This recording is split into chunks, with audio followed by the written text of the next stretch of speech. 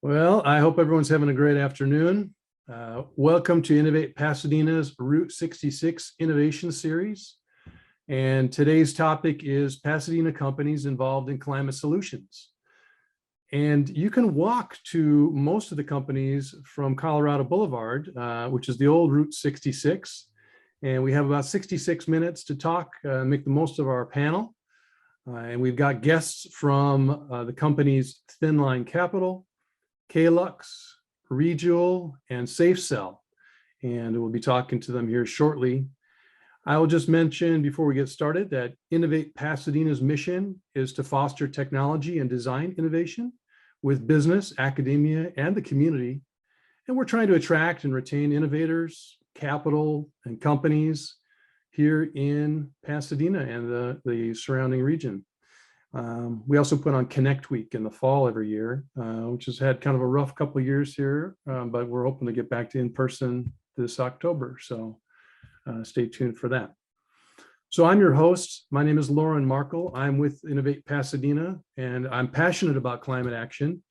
In my full-time job at Gladstein Neandros and Associates, which is also known as GNA, we facilitate the clean transportation transition, helping medium and heavy duty fleets move to zero emissions and collectively meet California's increasing air quality regulations. So at GNA, we're helping all kinds of fleets, OEMs, all these truck manufacturers, bus manufacturers move away from diesel and polluting technologies towards electric and hydrogen and all of these great zero emissions technologies. So I know one of our panelists today is actually working with GNA on a project, so maybe we'll learn more about that. But in any event, we'll be really spending our time today talking to some of these entrepreneurs on the call who are here in the region, building companies based on climate solutions. Now, I know sometimes it's hard to stay optimistic as we see the effects of climate change and the progress of climate change, but the good news is there are solutions companies right here, opportunities for many of you to be involved in climate action. So we're going to discuss collaboration, capital and funding, career opportunity, and an ecosystem of businesses that define the climate action economic sector in the Pasadena region. And we'll also explore why these companies are here, what is fueling their growth, and what they need to continue to succeed. So let's just talk for a moment before we talk about companies. There are a couple of pretty big world-renowned anchor institutions here in Pasadena that are helping this industry grow. And of course, one of them is Caltech, right? Caltech is doing fundamental research on climate models, on smog, on climate change and sustainability solutions. JPL is here. They have a science observation mission helping us understand Earth's climate crisis. And there are these numerous companies in Pasadena with a climate solution focus. And so let's talk about that. I've got a slide up here for you. First is Caelux. Caelux and Scott's on the call. He'll be talking more about this, but it's a Khosla Ventures-backed startup developing and manufacturing solar cells with the goal of lower cost, higher output photovoltaic panels. And they use some new nanomaterials in their product, which is kind of interesting. We'll hear more about that. Carbon capture, we've heard a lot about carbon sequestration, right? Well, here's a company coming out of Idea Lab, developing solutions to capture CO2 from the atmosphere at scale to sequester that and reduce our CO2 levels, which will directly address climate change. Heliogen, interesting company. They started as an Idea Lab startup, and actually they have outgrown Idea Lab, and actually you'll see their name on Idea Lab's offices now. They've grown so much, but they're developing a solution to focus a solar array, mirror array to concentrate heat for high heat manufacturing, such as making steel or cement. SAFCell is here in Pasadena. They're a company with technology that converts liquid and gaseous fuels into electricity or compressed hydrogen fuel. Calum, who's here, will talk about SAFCell's solid acid hydrogen generator as one of its solutions, which is pretty darn cool. We also have Tetra Tech. I don't have them with us today, but they're an interesting consulting and engineering firm here with solutions for energy, water, environment, climate change, customized solutions to challenging problems globally. Really interesting outfit with a big climate change focus. And then Thin Line Capital. We've got Aaron here today from Thin Line, and they're an $11 million early stage fund that invests in climate action oriented startups. Aaron's got 7 companies in the fund's portfolio, and he'll be talking about that a little bit. So having said that, all those companies call Pasadena home. We do have one other I wanted to mention today. They're not in Pasadena, but they're here in LA. It's a company called ReJoule. ReJoule is a battery tech company designing software and systems to get the most from aging batteries, to keep batteries productive after they leave, let's say, the use in a car and are repurposed in less energy dense applications. So ReJoule is all about this sort of second life for EV batteries. And we've got Zora here to talk about that today. So let's meet our panelists. We've got Dr. Calum Chisholm. He's the CEO of SAFCell. He's located here in Pasadena. As I mentioned, their company is focused on hydrogen and electricity generation from renewable fuels and technologies. And this is going to be essential as we embrace a portfolio of zero emissions alternative fuels as we move into the future. And Calum pioneered SAFCell's technology almost 20 years ago at Caltech.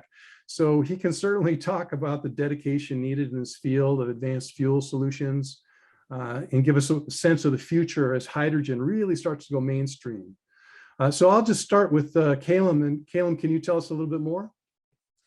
Sure, yes. And in fact, I pioneered this work. The very first one that we made was in 1999. So that is now 23 years ago, which every time I think about that, I'm like, oh, that's a really long time ago. That's almost a quarter of a century. So yeah, we're working on that for a long time. But yeah, I got my PhD from Caltech in material science on a new class of solid state proton conductors. And what we demonstrated is that we can make a new type of fuel cell out of this material. And a fuel cell is basically just a kind of like a battery and combustion engine squished into one. It has a lot of advantages, but it also has complexities of both batteries and combustion engines. So there's been a general trend that it takes multiple decades to develop a new materials-based technology like this. And we're on track, right on track to get this coming out now in the 2020s. And yeah, this is we've been in Pasadena the whole time. First company was started in 2005, and this is now the 3rd run. So. And Calum, before we move on to our next person, just tell me a little bit about the applications for the technology.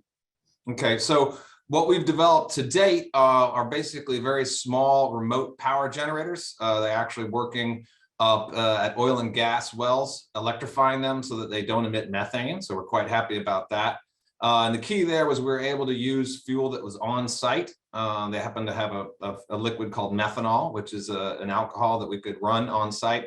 And therefore, basically, they could deploy one of our units and have guaranteed power 24/7, 365, even when it got down to, like, say, negative 50 degrees Celsius out there in Alberta. And that's the kind of a surety that they wanted on their power supply if they were going to electrify these well sites. So that's a kind of good application for a fuel cell in terms of really reliable, highly efficient power generation. Because a fuel cell, like I said, it's kind of like a battery and combustion engine. It's got an advantage of a battery that there's really no moving parts in the part that converts the fuel into electricity, and that makes it really highly reliable. So that's the first actual product that we made. And now we're looking to scale that core technology up into the megawatt size for power generation. In that case, we'd be taking advantage of the fact that it's a highly efficient device. We can get basically efficiency 60+%, which is pretty good when you compare it to any kind of combustion-based technology. And then on the other side, we started looking at hydrogen generation from renewable fuels, basically that people think will displace hydrocarbons in the future. And like you said, there's a lot of interest in hydrogen replacing hydrocarbons. And so we started to scale up our technology to play in that as well. Yeah, that's certainly coming quickly. GNA, we produced the ACT Expo, which is coming May 9th here in Long Beach. And, there are hydrogen vehicles going to be on display at ACT Expo.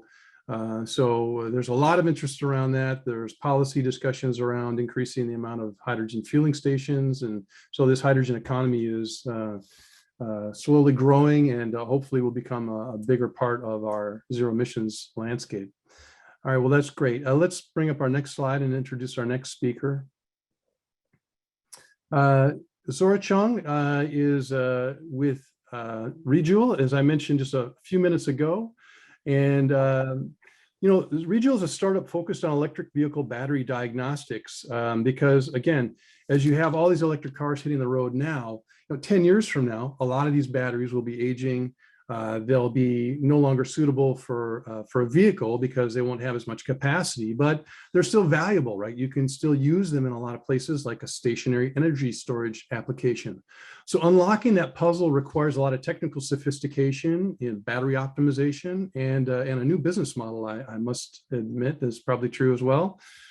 So Zora will tell us a little bit about the market opportunity in this sector and why it is increasingly important to look at this issue of older batteries as we sort of think about climate sustainability. And you may have seen Zora in a recent article that was about ReJoule in the Pasadena Star News, which was one of the reasons I wanted to have her on today, in addition to the fact this is an incredibly important aspect of our move to electric vehicles, right? What do you do with these batteries down the road, right? So Zora, can you tell us a little bit more? Yeah, thank you. And hi, everyone. So at ReJoule, our vision is to maximize the value of every battery. And we have a battery diagnostic platform, which essentially offers a health check. And it includes patent pending hardware, software, and algorithms. And we actually leverage a proven battery characterization technique called electrochemical impedance spectroscopy. But I'll say it EIS for short, just so that we don't get everybody lost. Essentially, it is a known characterization technique across battery labs. What we've been able to do is scale it up so that you can actually use it in the field on larger batteries that go into electric vehicles and even into stationary storage applications. Just like Lawren mentioned, this technology is actually very flexible and can be used across the battery's life cycle. Where we are looking to focus is on batteries that are already here now, because we need to address those problems because one, it's too expensive to recycle. We estimate that per EV, it will cost at least $1,000 to ship and recycle that battery. And on top of that, in California, where 50% of EVs are sold, there are actually no battery recycling facilities. So definitely a big problem that we want to address immediately. We've actually raised over $5 million in grants since inception back in 2017. And the biggest grant is actually $3 million from the California Energy Commission, where we are actually testing and repurposing used EV batteries across 2 different commercial buildings in Southern California. And we are now also very excited to say that we have our first customers. So we are growing our team. So for anybody in the audience that is interested in becoming what we call a ReJoule, which is a member of the ReJoule team, then please check out our careers page. Thank you, Zora. We talked just a minute ago and you mentioned you're actually working with one of my colleagues at GNA. What are you working on with GNA? Yeah, so because especially as we're talking about not just passenger vehicles, but commercial vehicles where maybe there's like 10, 20, and then very soon 50 to 100 of these at a depot, then there's a big question, not just how to charge it, but also how do you manage that battery, because it is the new engine. And for a commercial vehicle, it's even more costly and detrimental if that battery goes down and people don't know how to maintain it. So what we're working with GNA on is like helping to understand what maintenance might need to look like, and also how can they actually get more out of the battery, because it is essentially about half the mass and a third to half the cost depending on the vehicle. So how do you get more out of that battery and enable it a more circular economy and potentially help those organizations also reach emissions reduction goals, because if you're using less new batteries and actually repurposing them, then you actually are truly creating something circular. So we've even talked about taking a used battery from a truck, leaving it at that depot and having it be augmentation for charging, so you're not adding additional infrastructure. So it's truly circular because you're actually charging a new battery with a used one. Yeah, that's brilliant. I can only imagine it's going to be challenging thinking about, all these different formats of battery packs and how you're going to deploy those in a kind of a standardized process. But maybe we'll talk a little bit more about that during our call today. Okay, and great to introduce Aaron. Aaron's a colleague of mine at Innovate Pasadena. He's also the founder of Thinline Capital. And Thinline is an $11 million early stage fund and invests in climate action oriented startups. And Aaron has 7 companies in the fund's portfolio right now. And as a prior founder of 6 startups, he can definitely tell you why companies get a yes from VC and angel investors, which is always the big question. And we'll talk about the long range goal of investing in more companies, including here in Pasadena. So Aaron, can you tell us a little more? Yeah, no, thanks. I started Thinline because I remember there was a tremendous amount of investment, excitement, and entrepreneurship in what I will call cleantech 1.0, which was 2006 to 2009 timeframe.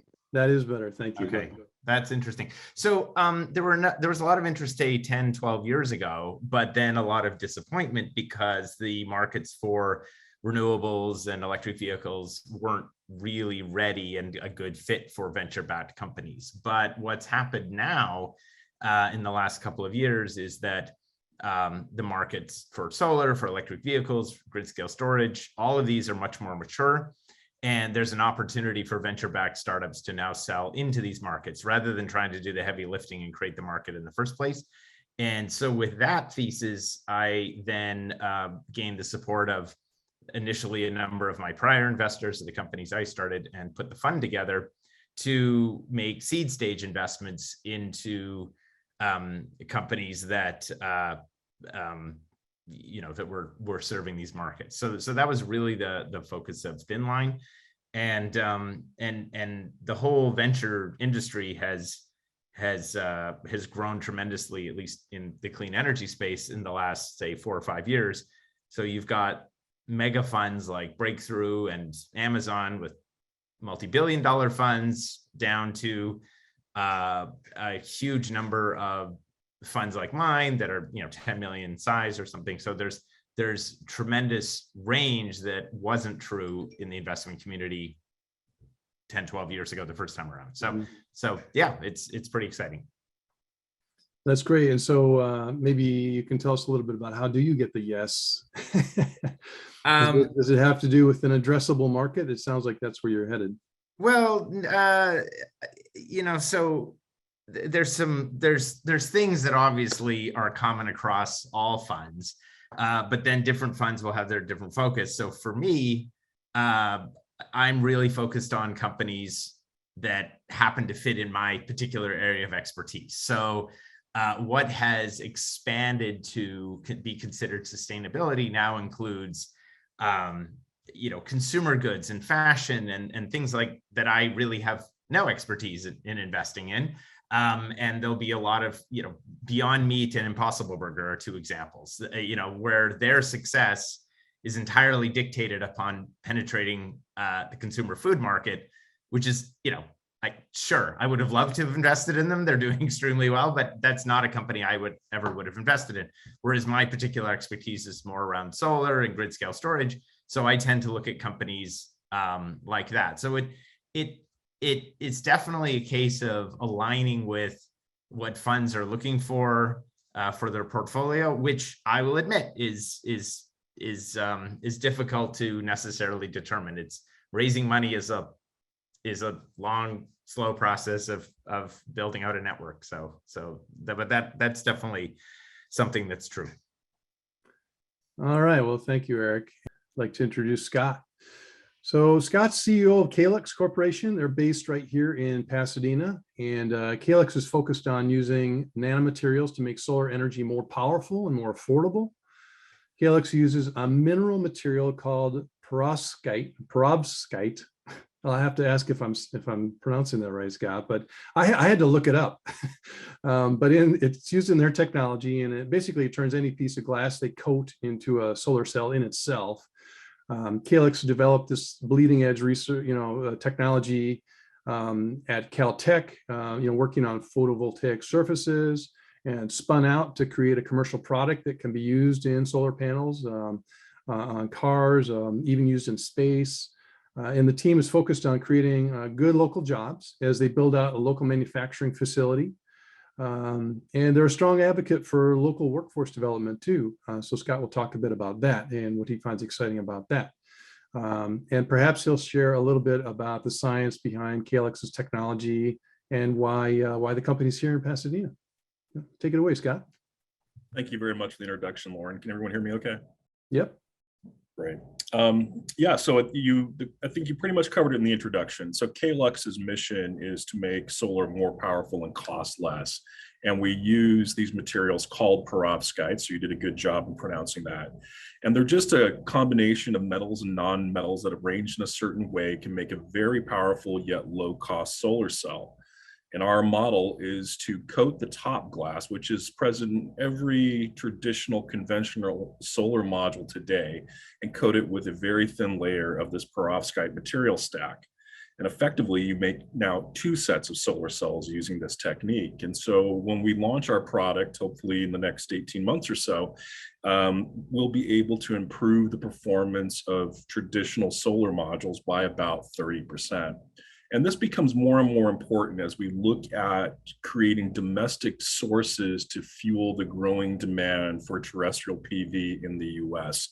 The Department of Energy has put out a target of 40% of our electricity requirements be supported by solar by 2035, and that's going to require 30 gigawatts of PV every year starting from now to be installed. The US only produces about 7 gigawatts a year.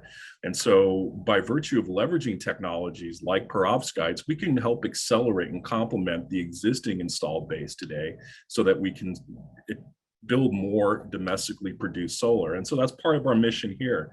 The reason why we're in Pasadena, I don't know if you want to touch on that now, but I'd say the core reason is we have a fantastic spectrum of potential employees, everybody from manufacturing technicians all the way through elite level PhDs to support the company's mission. And that's really the foundation of why we're here.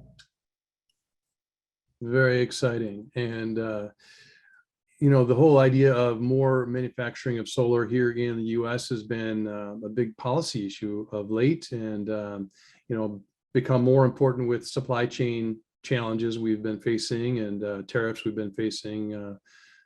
So to grow the industry and create more jobs here locally, companies like Caelux are going to play a really important role. So thank you everybody for your quick introduction, and we'll just jump right in and talk a little bit as a panel. The first question I thought I'd pose to the panel is, what are some of the top trends and factors that will help the growth of your companies? And at the same time, what are some of the headwinds you're facing? And so maybe I'll throw that first ball to Calum, see if you can take a crack at it. Yeah.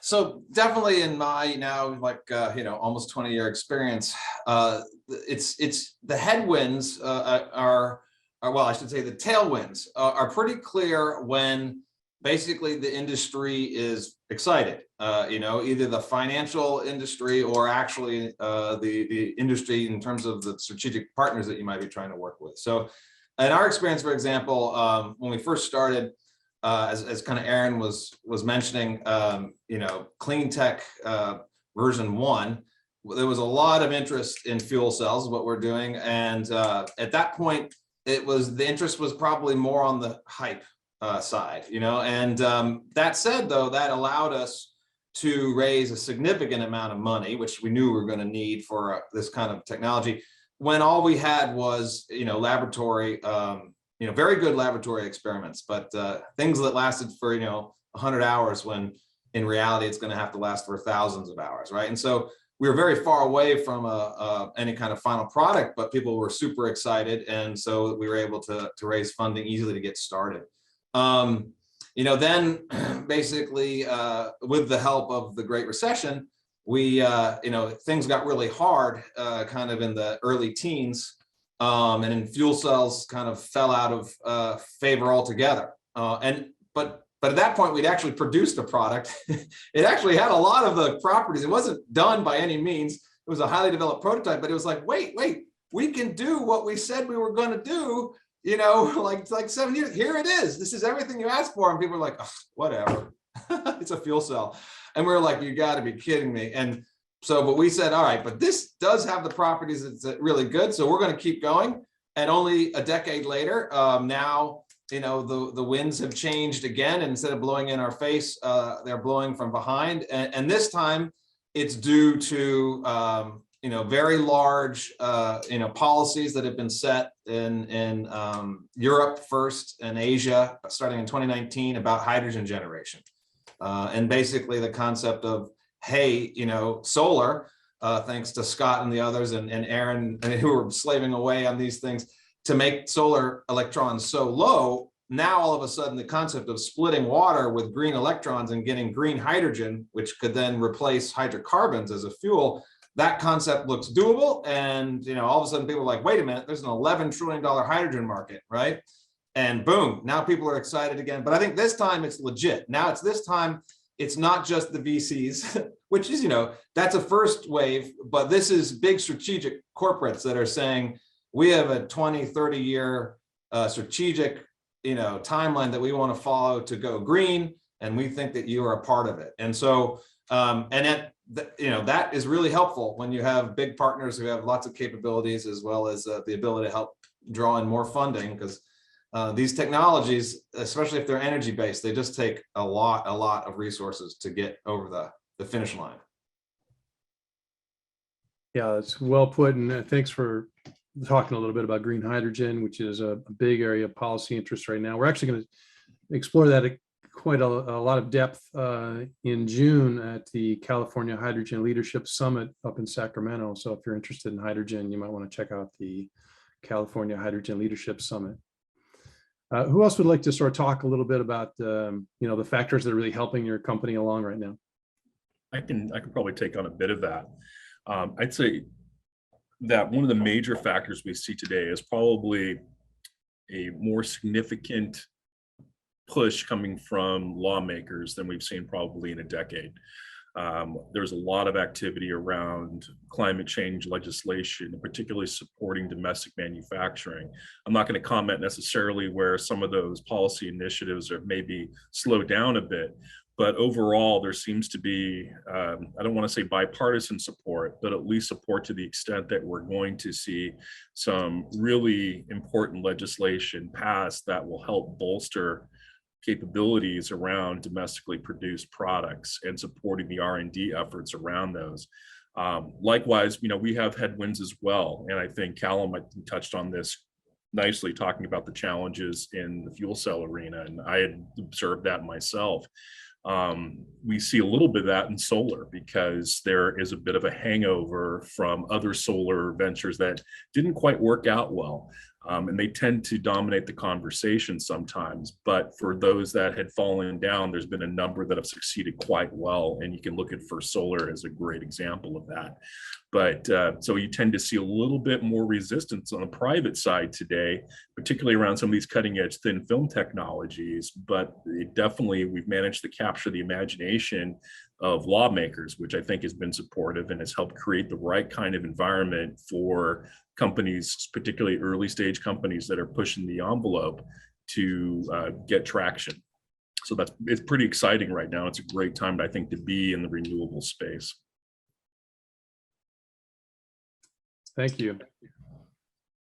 Zora, maybe you can tell us a little bit about those trends and factors that are really helping. I think certainly the explosion in interest in electric vehicles, right, is going to create a big supply of battery packs for you to utilize as we move forward, right? But tell us a little bit more about some of those factors that are helping your business grow right now.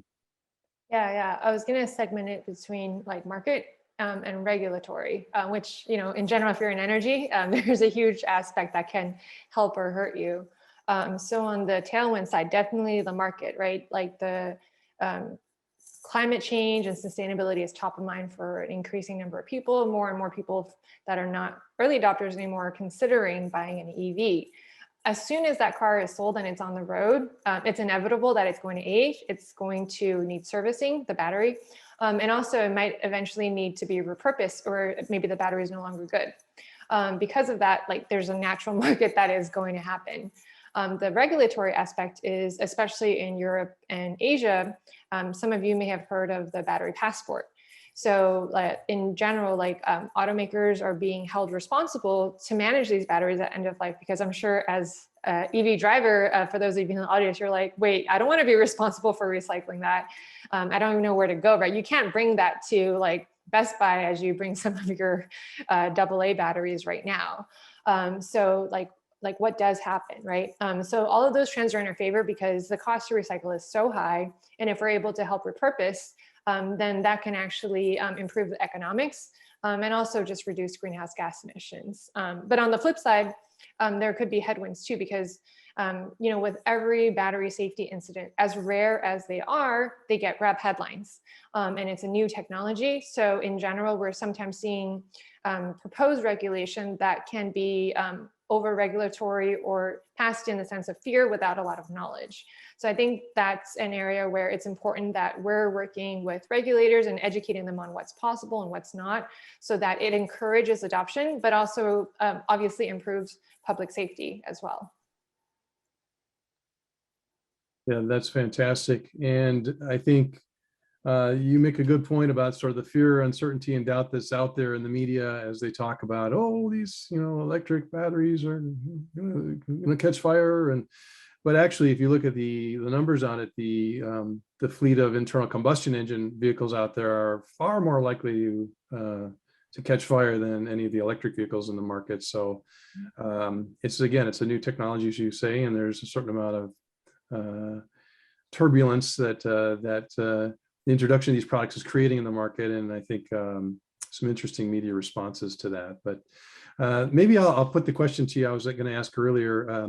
So there's so many different big battery packs, right? You mentioned heavy duty vehicles are going to have these big battery packs, and you know, let's say they get down to only half their capacity. That might be the point at which you say, okay, that's at the end of its life. Let's put in a new battery pack for this truck or for this car. And so now you've still got quite a lot of usable capacity in that pack that you could deploy in stationary storage for years. But what's your business model like? Where, you know, how would you, you know, look at a Model Y battery pack, or a battery pack from a Mach-E, or from you know, from a heavy duty truck? How would you try and repurpose those? Is there a business plan around that yet, or is that still kind of being formulated? Yeah, I mean, we definitely have plans, but it's a very nascent market. So as new as EVs are, then aging batteries are even more new. So we are working to kind of create that ecosystem of suppliers, because we are one part of the supply chain. Like there's might be companies that are focused on the collection of the batteries. That's not something that we want to do. We're not a logistics expert. We're an expert in understanding how these batteries age. And you know, the health check that I talked about earlier is that we're enabling a fast test. Right now, it takes hours to test one battery. It requires specialized equipment and labor. So the equipment costs tens to hundreds of thousands of dollars. And you're not talking about any technician. Like the people on our team that can use that equipment in our lab are basically, there's like 3 out of 15 people. They all have either electrical engineering or some type of advanced degree. So that's not really a scalable solution if you're looking long-term. Whereas we can do that test in 5 minutes or less with pretty much the same level of accuracy. And our goal is to make every technician be able to use that with obviously some basic training, because you're still managing a high voltage battery. So the way that we're looking at it is, our joke is actually looking at grading as a service. So we're talking about selling gas to the electric vehicle industry. And the idea there is that instead of having the customers right now, they might only test 10 batteries a week. So it doesn't necessarily make sense for them to invest $10,000 to $20,000 into a piece of equipment that they only use so long. But instead, let's say they charge, we charge them like $500 a month. And then over time, as they test more batteries, we can increase that price, but the value that we're delivering will increase because they're testing more batteries. That's fantastic information. Thank you for expanding on that. Yeah. So thanks for exploring some of those. Anybody else want to talk a little bit about the factors that are helping your companies grow? Aaron, did you get a chance to weigh in? No, I think I think what's important is things are becoming boring. And so, solar and renewables, solar and wind is demonstrably cheaper than any other kind of fossil generation, and that's not a big deal anymore. Electric vehicles, I moved to Pasadena in 2002 to work with the company that designed the EV1 for GM, and having an electric car back then was a really big deal. And having an EV now it's pretty cool. I love my Model 3, but it's not, like, that doesn't put me in a class of myself. I mean, there are, so I think we talked about government regulation. In many ways, I feel we've succeeded in spite of regulation, not because of it.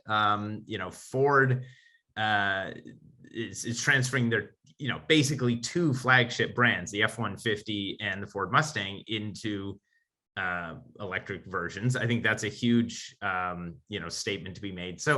So I think it's not, it took Tesla literally creating, a vertically integrated car company where they're selling direct to people to make that succeed. But that's not, they had to do that because other vehicle manufacturers weren't on board. Well, they now are on board. And so that opens up for the entire supply chain. All the companies that then support the automotive industry now have these opportunities. And that's true with renewables. That's true with grid scale, grid modernization, that, all these things, there's now customer pull. The only thing I would say was boring 5 years ago was wind.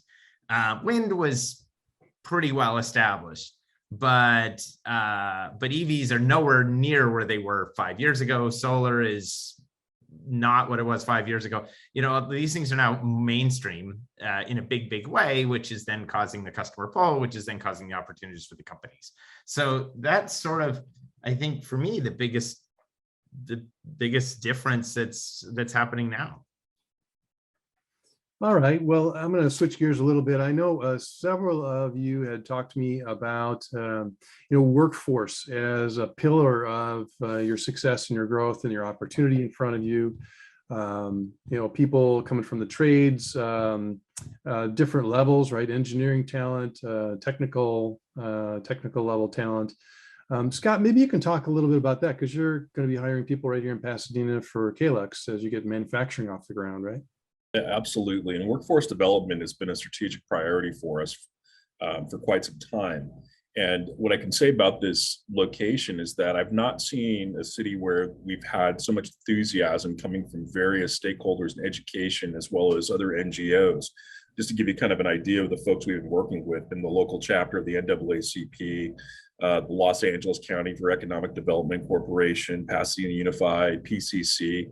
So we've been just an outpouring of support as we've kind of thought through, hey, what types of people do we want to bring into the company, what type of background? But I also want to highlight, though, is that you don't need to be just a technical person to get involved in these companies. People who have business backgrounds, come from the humanities, you can work in policy, you can work in various support aspects of a company. And so you need all of those jobs to really come together.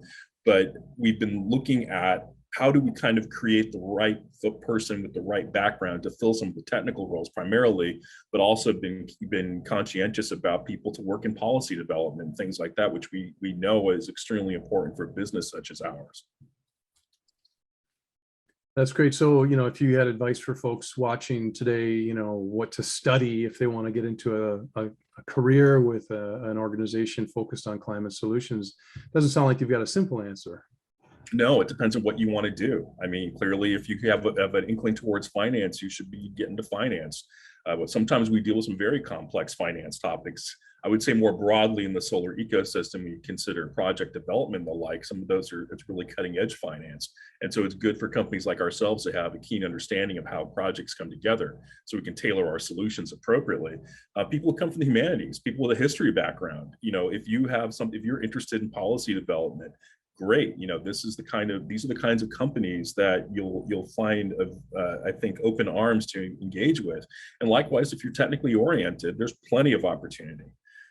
So it covers the entire gamut of the skills and background and talent you have. And just because you've studied a particular discipline doesn't mean that you're not qualified to take on something that may be tangential to what you really think you want to do. And we have a fairly diverse company, even though we're relatively small today in terms of academic backgrounds, and it works out very well. But for us, a lot of the workforce development topics have centered on the technical, because we do have some specific things we need to do. People work with lasers, they work with advanced deposition processes and so forth. But we're conscientious about the fact that we want to build relationships with the university systems that are here. I mean, the cool thing about being in Pasadena, within 100 miles, you've got 6 top 50 universities. And there's very few places in this country you can go and make that same claim, very few. So that's been hugely beneficial as we've been developing relationships with these different institutions to say, hey, don't forget about us. We want graduates, we want people to come out of your programs, and oftentimes it's across the entire spectrum of backgrounds and majors.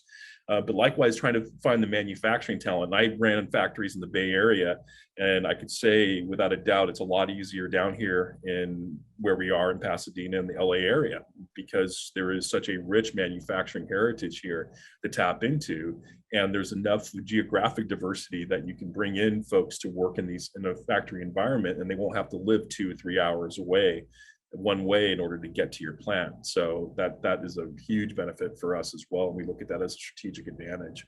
Yeah, that's a good point. Actually, not too many people know, but LA County is the manufacturing leader in the country. We have got more manufacturing jobs in LA County than any other county in the US, as far, last time I checked. So yeah, I think that's a dividend from the aerospace industry that most people didn't realize this year. When I was, getting Heliogen going,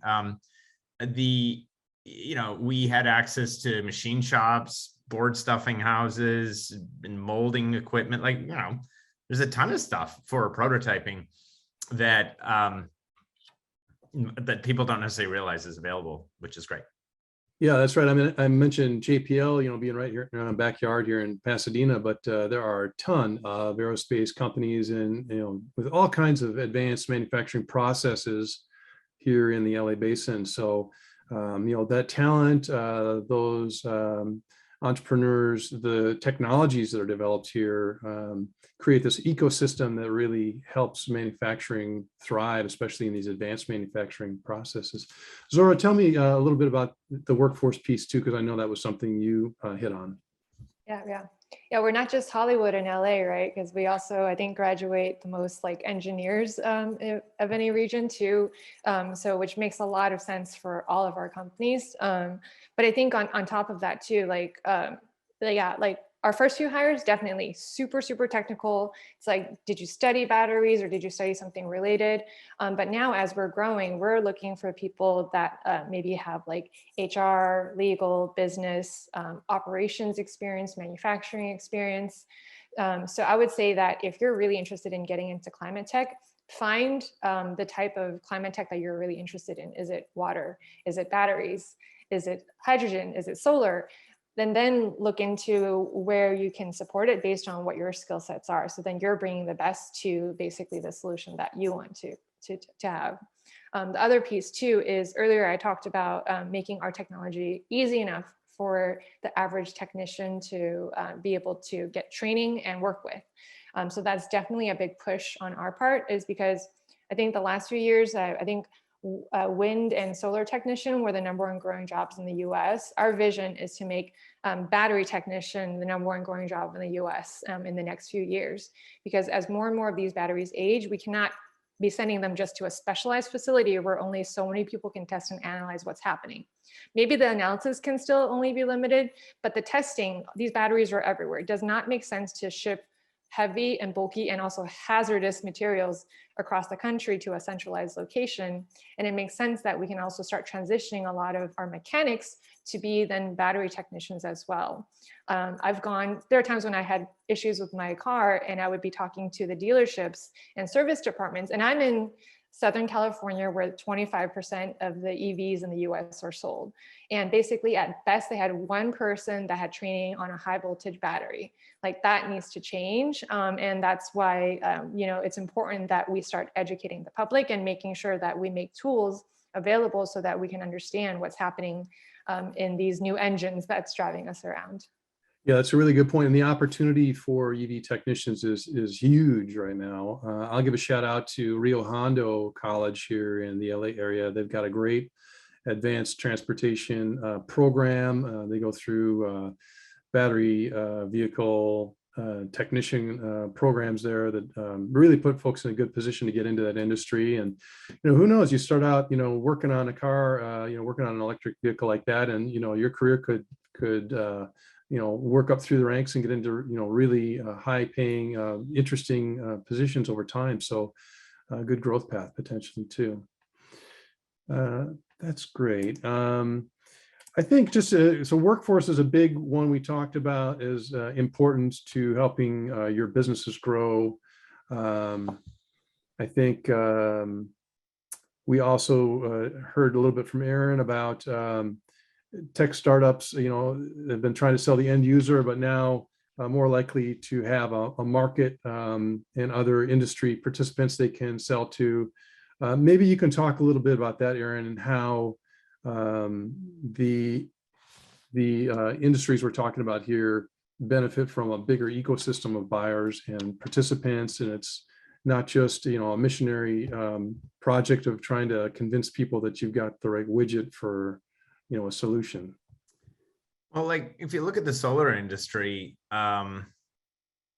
the race has always been to have solar costs cheaper than coal, and a bunch of the and back, so what is it here, like 2007, I think there was a significant shortage in silicon production capacity, and that caused PV panel prices, the decline in prices, to stop declining. But what happened is that there have been huge investments in a big way, which have caused solar costs to decline, because solar costs are entirely dependent on manufacturing capacity. And as more investments have been made, the costs have declined. As the costs have declined, the market share has taken over for solar, and that's unlocked. The electricity industry in particular is pretty cutthroat rational. If you're slightly cheaper than somebody else, you will take over the market. And so solar had been playing this game of incentives, and Germany had this feed-in tariff and all these things. But those lines have been crossed.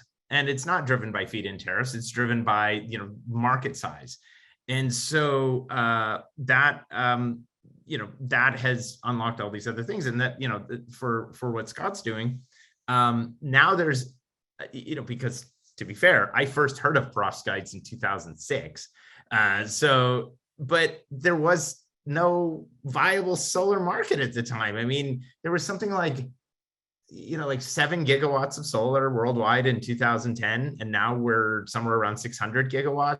Australia alone is 25 gigawatts of capacity. So we're pushing on 100x increase over the last decade of adoption, and because of that, now there's much more appetite to find. People are chipping out like any way they can get more efficiency, any way they can have this cost advantage, and so.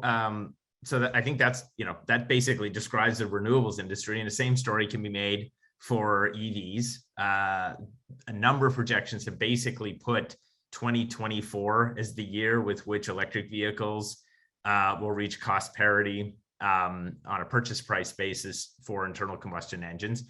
There's arguments that line has already been crossed if you take total life cycle into account. I haven't paid a whole lot of money on gas and service for my electric car. So once that tipping point happens, it's the same thing, that is going to be the end of the internal combustion engine. Basically New York City switched entirely from horse-drawn carriage to the Model T in about 10 years. And that's probably what we're about seeing, what's going to be happening with EVs.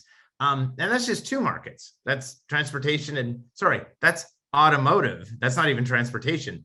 The transportation market, people are looking at bunker fuel for ships and realizing that having some kind of liquid hydrogen carrier like ammonia is a far less carbon intensive solution than running ships off, which is basically slightly better than ground up road tar. So each of these industries are moving in a really big way, which is pulling all these technologies through. And so yeah, that's really what excites me.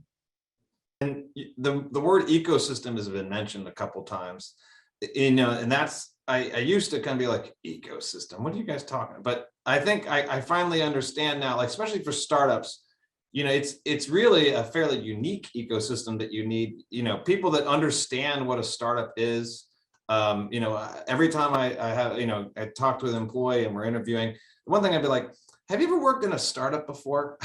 My question is, things can happen really fast around here, either really good or really bad. We can make really positive developments and then shift, what we're deciding that we're doing fast, so we're really flexible, high energy, and it takes a certain type of kind of workforce that people kind of get it, and I think that the more, now that I've been doing this for 20 years, there really wasn't an ecosystem for startups in Pasadena when we started.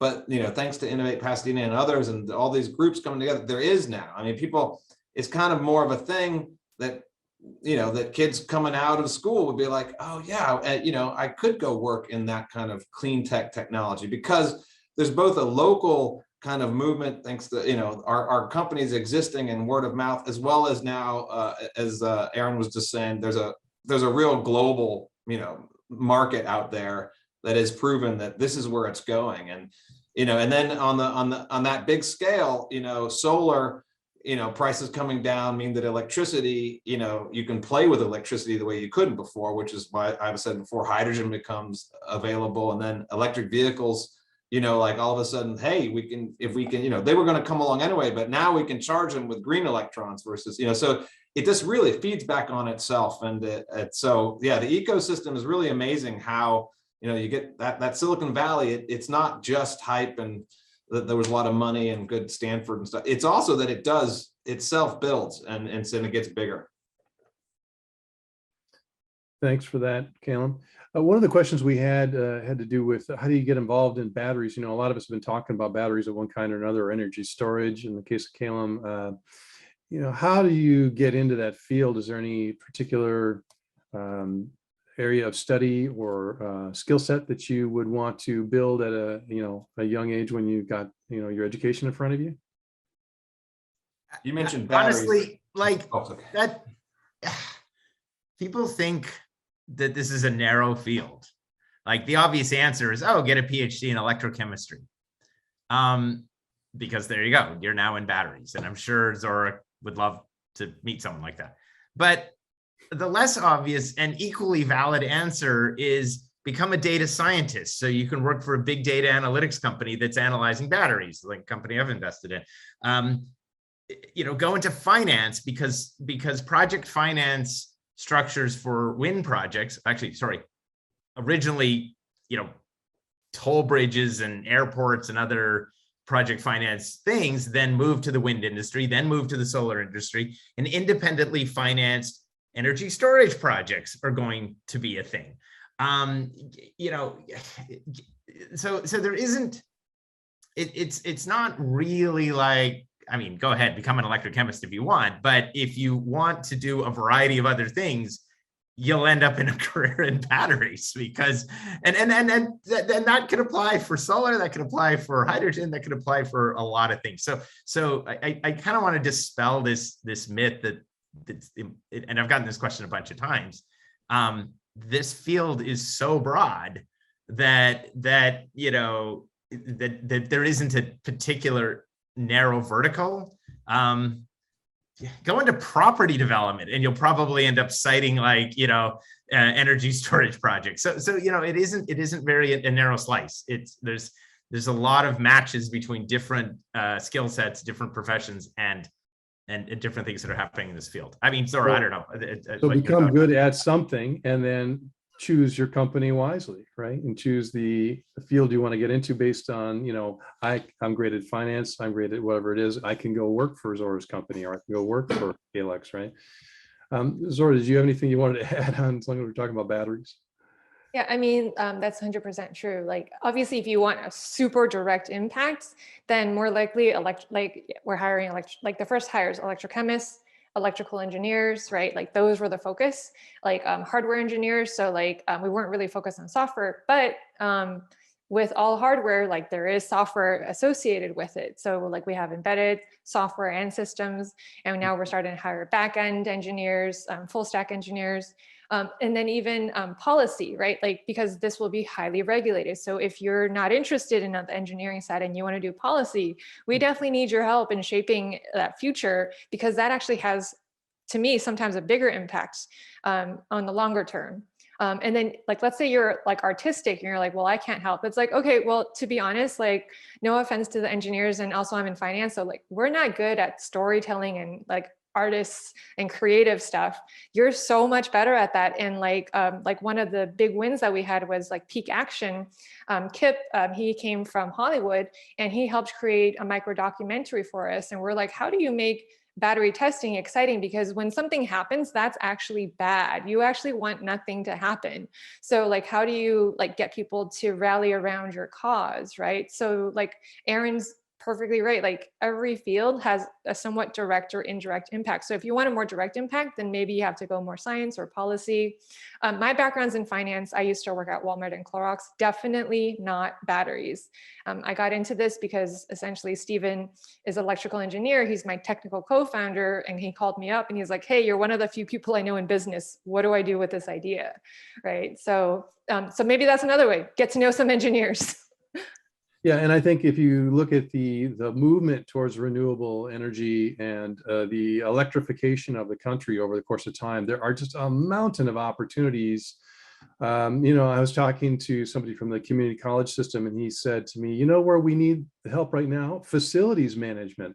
We need folks that can get in there and understand how to, you know, look at your solar or your energy storage on a big commercial facility and, you know, integrate that with their conditioning and time of use rates from the utility. And when does it make sense to go to my battery reserves to save money, you know, for the economics of the organization. So, you know, all these automation and controls aspects of facilities management have just blossomed into this, you know, renewable energy space. And, you know, new skill sets are required and sought after. So if you know, understand controls and automation around renewables in the facilities management space, there's a huge opportunity there. And that's just one of these emerging opportunities to get into, you know, get into the renewable energy market that's, you know, blossoming across the country. We're almost out of time. We got a couple more minutes. Calum, did you want to talk a little bit more about hydrogen? I'm kind of interested because I know, you know, most of the time we think of hydrogen as compressed, right? And you've got this technology that's more of a solid hydrogen play. And it's interesting to me. And I'm, you know, a lot of people have talked about, well, if you could only store hydrogen in a solid form, that'd be, you know, vastly more efficient in terms of storage. Can you talk a little bit about maybe the future we're looking at and how your technology plays in as far as the, you know, hydrogen as a usable fuel for various applications? Right. Okay. So the concept is that, you know, thanks to Scott, once he gets his 30% improvement on all the solar panels in the world, we're going to have such cheap electricity that we can take water, H2O, and rip it apart into hydrogen, H2 and oxygen. Release the oxygen, and then we capture the hydrogen. Okay. Now that is a fuel. If you make a balloon of hydrogen and put a flame underneath it, it will blow up. Or if you feed it to a fuel cell device, you will get electricity coming out of it. So you can generate power out of that. However, it comes out as a gas. It's actually an extremely light gas. All the hydrogen that is made from natural processes just floats right off the surface of the planet into space. So that gives you an idea how light it is. So if you want to get a lot of energy in the form of hydrogen into a small volume, you have to compress it. And it not just like normal kind of helium cylinder type compression, that's about 3,000 PSI max. You go to about 10 to 12,000 PSI. So you can't even store that in steel tanks anymore. If they've developed, I'm sure, extremely safe carbon composite tanks that they're putting in the fuel cell vehicles. But it's still at 10,000 PSI. So that's, these are kind of pressures that basically aren't of our world. And, you wouldn't find hydrogen at that pressure unless it's basically somewhere on like Jupiter. So that gets hard to move around. You can do it, and it's all done all the time. It's totally standard and totally safe, but it's expensive. And so if you scale up past the tens of thousands of kind of hydrogen vehicles that we have on the road now to millions, you can quickly see that your price of hydrogen per unit of energy that's, say, equivalent to 1 gallon of gas is going to like level off around $8 or $9, per gallon equivalent. Now a fuel cell is twice as efficient, so it might be, it'd be about $4 or $5 a gallon, but no one likes that, right? Everyone wants their price of fuel down at 2 or 3. So the only way that you're going to get the price to come way down is if you can take hydrogen and make it liquid. Okay, and there's that, because then we can store and distribute liquids. That's the way the world runs right now. We know we can get it cheap. There's 2 ways to do that. One, you can cool hydrogen down to 20 Kelvin above absolute zero. And people do that in large ways, but that's another thing where like, you're not going to find that material on Earth. The only other place is somewhere else out in the solar system, or, so I tend to think that that's probably not going to be the way that, the amount of oil and gas kind of energy that we transfer around the world is going to be transferred. It's probably not going to be in this cold liquid hydrogen form, which people do right now, but it will be in what they call a liquid hydrogen carrier. So that's basically you take H2 and smash it into another atom or molecule that happens to be hanging around. The easiest one is nitrogen in the air. The air is about 79% nitrogen. So you take a nitrogen molecule, you take your hydrogen, you smash it together, and you can make something called ammonia, which is NH3. So 1 nitrogen, 3 hydrogen.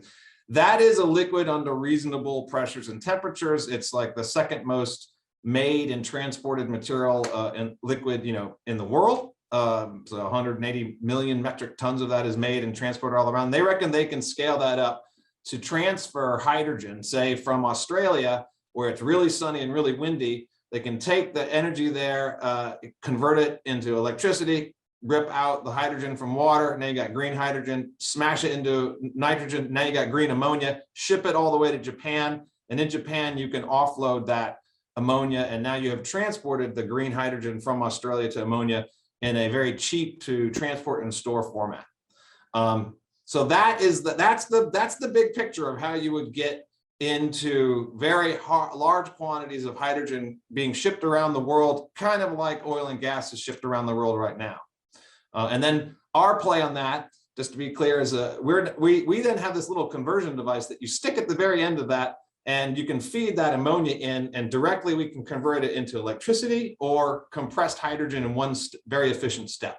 So that's why people are excited, because they're like, if we're going to make all this hydrogen and convert it into this liquid hydrogen carrier like ammonia, someplace else we need to convert it back to the energy that we want, which is either electricity or in some cases hydrogen for these hydrogen vehicles. And so we look to be able to play a nice role in that, and I hope that we can enable that future hydrogen economy.